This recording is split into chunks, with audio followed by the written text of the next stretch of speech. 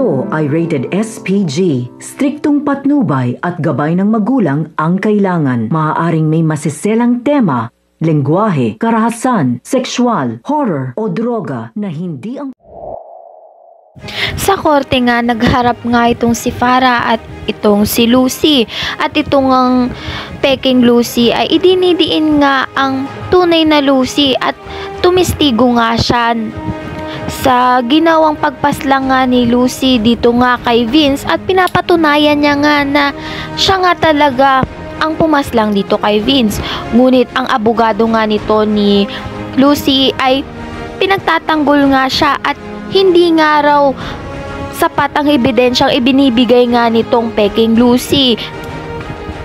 Kaya naman nga malaki nga ang laban nga nito at posible pa silang manalo dito nga sa kasong ito. Ngunit nasabi nga ni Lucy dito nga kay Farah na hindi nga magtatagumpay at lalabas nga ang katotohanan na siya nga talaga ang pumaslang dito nga kay Vince at ninakaw niya nga ang kaluluwa nga nito. Nagtataka na nga itong lola nga ni Darius dahil nga madalas nga niyang nakikita na nag-uusap nga ang nanay ni Farah at ito nga si Farah at naririnig niya nga kung ano nga pinagkukwentuhan nila.